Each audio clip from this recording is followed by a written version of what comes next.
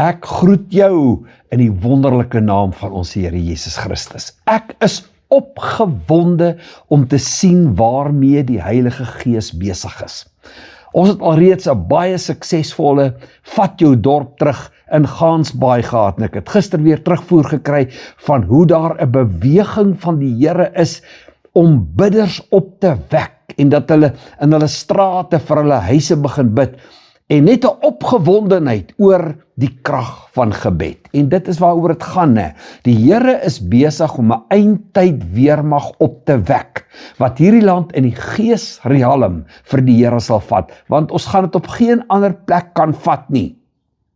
Nie politiek nie ekonomie nie wat ook al nie, in die geesrealm. Daar lê ons gesag as kinders van die Here. En daar is die sterk man wat oor Suid-Afrika regeer. En daar moet ons hom gaan bind. En so ook oor elke dorp is daar 'n sterk man, Efesiërs 6. En die bidders moet ook daar kan ingaan en hulle bind. So, wanneer jy hierdie program kyk, is die tweede een dalk ook al verby. Ons tweede Vat jou dorp terug is op die 2 Mei, 2 uur die middag, by die AGS Ventersdorp. En ons vat Ventersdorp terug vir die Here. So, as die program dalk wys voor dit, dan kan jy nog daar inval. As jy nie kan nie, dan gaan ek vir jou terugvoer gee, maar hoekom besluit jy nie? My dorp is volgende. Ons derde Vat jou dorp terug is op die, waar is ek nou? Kom ons kyk gou, op Saterdag 6 Junie.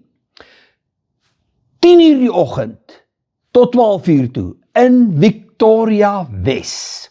6 Junie, 10 tot 12 in die oggend op die Saterdag, Victoria Wes. As jy naby is, as jy 'n dorp om Victoria Wes is, kom luister, kom kyk, kom hoor, waarmee is die Heilige Gees besig? Miskien wil die Here jou gebruik.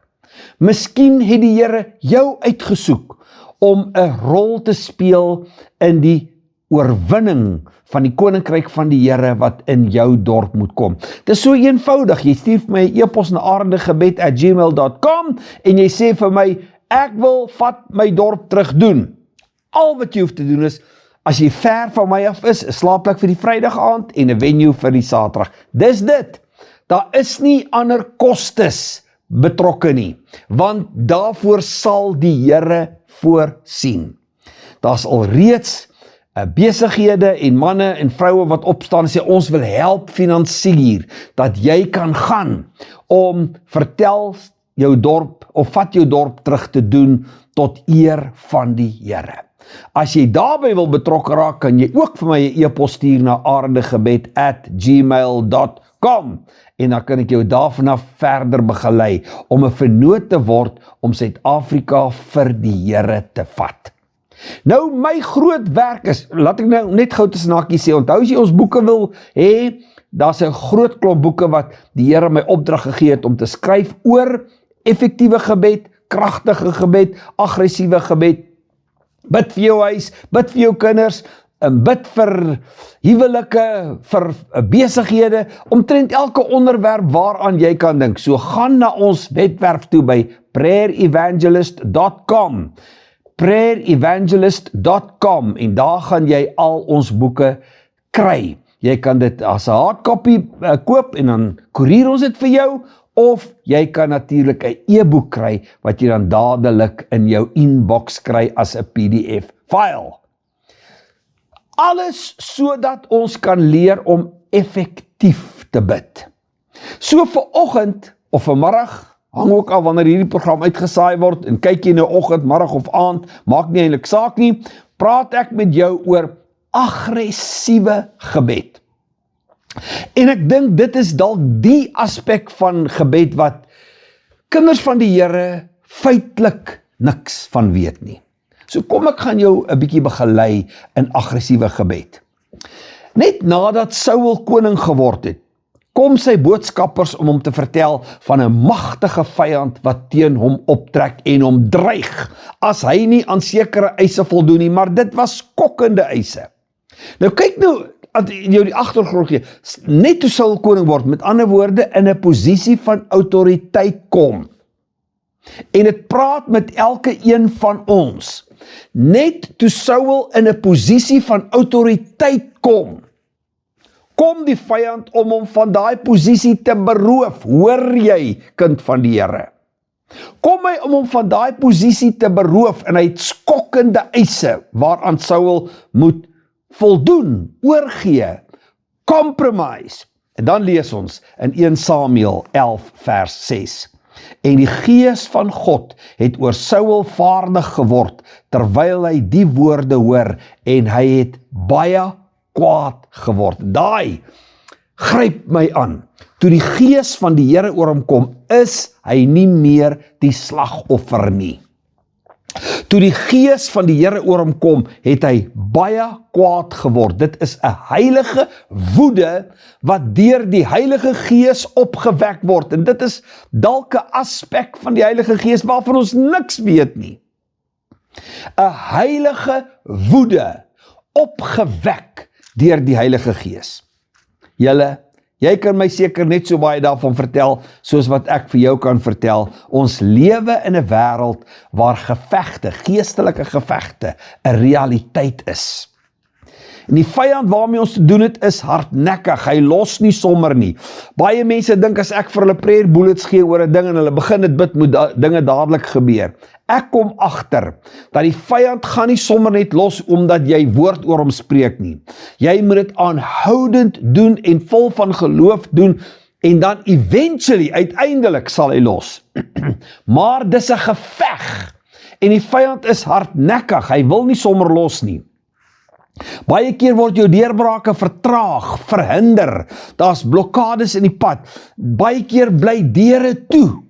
So, hier is die ding wat ek weet, casual bid, wat die meeste kinders van die Here doen, skuif nie hardnekkige berge nie. Casual bid, wen nie geestelike gevegte nie.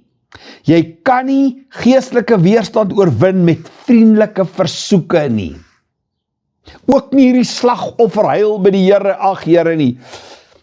As hierdie woord vandag in jou hart kan val, verander jou lewe vir altyd. En die manier waarop jy bid verander vir altyd. So, in Matteus 11 vers 12, kan ons dit gou lees. In Matteus 11 vers 12. Maar van die dae van Johannes die Doper af tot nou toe, word die koninkryk van die hemele bestorm en bestormers gryp dit met geweld. Die koninkryk is natuurlik die gesag, die autoriteit van die Here. Die heerskappy van die Here, die regering van die Here. Hy sê, en bestormers gryp dit met geweld, en daai woordjie gryp dit, beteken to allow, to permit, to license. Jy kry toestemming, jy kry die lisensie om die koninkryk van die Here in jou situasie te laat kom, om die heerskappy van die Here in jou situasie te laat kom. So, hier is die realiteit. Satan se aanvalle teen jou en jou huis is uiters aggressief. So, as jy wil wen, sal jy jou mindset oor bid moet verander wanneer jy in 'n geestelike geveg beland. As daar 'n geestelike geveg is teen jou en jou huis, moet jy die manier waarop jy bid verander. En daarom praat ek vandag met jou oor aggressiewe gebed.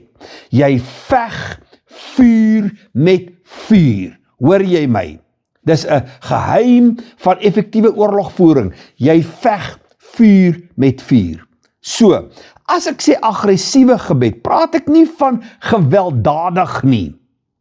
As ek praat van aggressiewe gebed, dan is dit intense, gefokusde, geloofgedrewe, Heilige Gees gevulde gebed. Jy weet mos nou al, as jy hierdie program kyk, moet jy 'n pen en 'n notaboek reghou. Jy moet kan notas maak en jy moet kan skryf, anders gaan jy net by dit verbygaan. So, aggressiewe gebed beteken nie gewelddadig nie. Dis intense, gefokusde, geloofgedrewe, Heilige Gees gevulde gebed.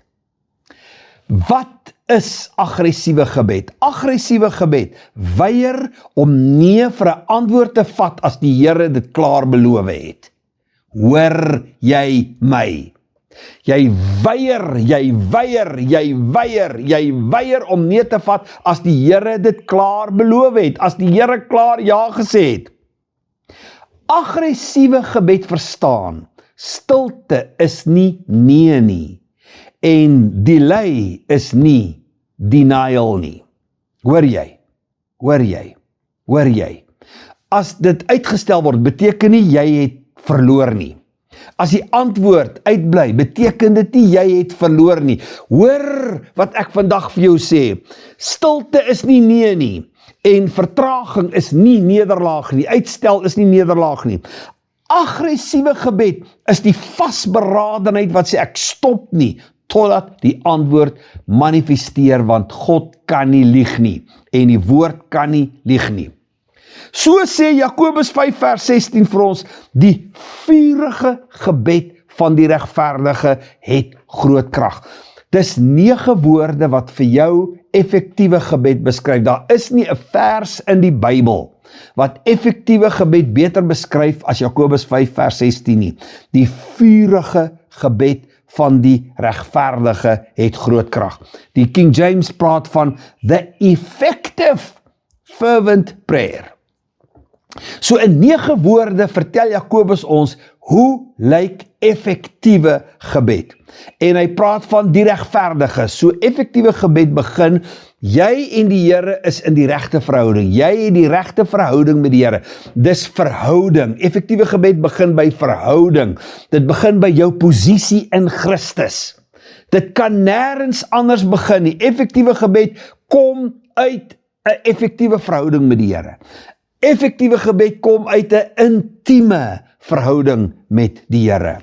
Dan sê hy, daai gebed is vurig. Dit beteken, die woord beteken energiek, aktief, intens. Gebed, en die woord wat hy daar gebruik vir gebed beteken, 'n petisie wat aksie vereis. Verander dit nie jou hele konsep van wat gebed is nie. Gebed, die woord wat hy hier gebruik, die vurige gebed, daai woord in die Grieks beteken 'n petisie wat aksie vereis. Het groot krag, die woord wat hy daar vir krag gebruik is dunamis, dynamite, en daai woord beteken die vermoë om enige iets te kan doen. All things are possible. Onthou nou, Efesiërs 6 vers 12 sê, ons stryd is teen bose geeste in die lig. So, deurbraak vereis vir al 3 goed. Hier is nou weer wat jy moet skryf, jong. Deurbraak vereis 3 belangrike goed. 1, uitgebreide gebed. Nie net 1 gebed nie. 'n uitgebreide gebed. Dis hoekom ek oor onderwerpe tot 30 gebedspunte vir jou gee, oor 1 onderwerp. Want deurbraak vereis dat jy van al die kante af jou aanval sal loods, nie net van 1 front af nie. 2, herhalende gebed. Ek noem dit masjiengeweergebed. Deurbraak vereis masjiengeweergebede. Jy hou aan skiet. Dis nie 'n pistool wat 1 skoot of net 'n rond, wat dalk sê, ek weet nie hoeveel koels dra 'n revolver nie, maar 'n masjiengeweer. En die 3de punt is strategiese gebed. Jy moet 'n skerpskutter wees as jy wil 'n deurbraak hê. Daai is die 3 elemente wat jy nodig het om 'n deurbraak te kry. 'n uitgebreide gebed van al die kante af, van al die fronte af, herhalende gebed en 'n strategiese, geteikende, gefokusde gebed. 'n voorbeeld hier in die woord van die Here is Jakob, wat in Genesis 32 sê, ek sal u nie los voor u my geseën het nie. Jakob sê eintlik vir die Here, ek is desperaat. Ek is gedetermineerd. Ek gaan nie onveranderd hiervandaan af weggaan nie. Iets moet vandag gebeur wat my lewe, my toekoms, my destiny, my situasie kan verander. Hoor jy hoe werk effektiewe gebed? Hoor jy hoe werk aanhalingstekens aggressiewe gebed? Ek gaan nie onveranderd hier uitstap nie. As hierdie program verby is, sal ek nie onveranderd hiervandaan af wegstap nie. En die Here antwoord Jakob deur sy naam te verander. Want jou naam dra jou destiny. Jou naam is die DNA van jou destiny. En die Here antwoord Jakob nie net deur hom te seën nie, maar om sy naam te verander en sy hele destiny te verander. Die hele roete en die rigting van sy lewe te verander. En daardie is wat jy nodig het om te gebeur. Wanneer jou naam verander, jy is nie meer wat jy gedink het, jy is nie mislukking en ek kan nie en ek sal nooit hiervan loskom nie, tot wie sê die Here is jy? Wat is die Here se droom oor jou? So, aggressiewe gebed bring nie net antwoorde nie, dit verander jou naam. Jy word wie die Here sê jy is. Jy begin verklaar wie die Here sê jy is. So, by aggressiewe gebed is daar 'n heilige dringendheid. Daar is 'n onverskrokkenheid. Ek weier stilte en ek hou aan totdat iets skuif. Is dit tyd dat ons dalk 'n bullet afvuur? Is dit tyd dat ons dalk 'n vurige missiel loods? Satan, jy sal nie blokkeer wat die Here vrygestel het nie. Jy sal nie in my lewe blokkeer wat die Here vrygestel het. Die skiet op soos 'n masjiengeweer. Satan, jy sal nie blokkeer wat die Here in my lewe vrygestel het nie. Jy sal nie blokkeer wat die Here in my lewe vrygestel het nie, totdat daar 'n heilige woede in jou opstaan. Jy sal nie blokkeer wat die Here in my lewe vrygestel het nie. So, kom ons recap. Hoe lyk 'n aggressiewe gebed? 1, dis onverskrokke. Hebreërs 4 vers 16 in die Message sê, so let's walk right up to him and get what he is so ready to give. Take the mercy, accept the help. Joh, dit is net vir my 'n aangrypende vers in die Message. Kan ek dit weer vir jou sê? In Hebreërs 4 vers 16 in die Message. So let's walk right up to him and get what he is so ready to give. Take the mercy, accept the help. Aggressiewe gebed fluister nie onseker nie. It is not arrogance, it is agreement. Aggressiewe gebed is loud, kan ek dit maar so sê, is loud. But it is not arrogance, it is agreement. So, die eerste stap van aggressiewe gebed is, dis onverskrokke. 2, dit is woord gebaseer. Want die woord is jou wettige dokument dat jy kan eis wat die woord sê. Jy kan opneem wat die woord sê. Dit moet woord gebaseer word. Jy bid nie jou probleem nie, jy bid nie jou situasie nie, jy bid die woord. Dawid verklaar woord oor Goliat. Waar is ons nou? Die derde een is dis geloof gedrewe. As jy nie 'n verwagting het nie, sal dit ook nie gebeur nie. Jy moet vasglo dat wat die woord sê sal gebeur. 4, dit is Heilige Gees gelei. Iemand sê so mooi, aggressiewe gebed is Holy Spirit powered warfare.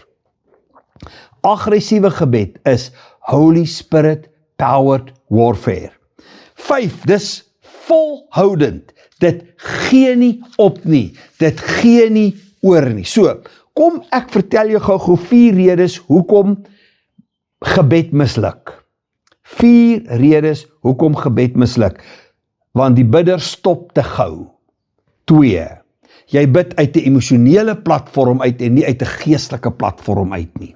Uit 'n emosionele lansering en nie 'n geestelike lansering nie.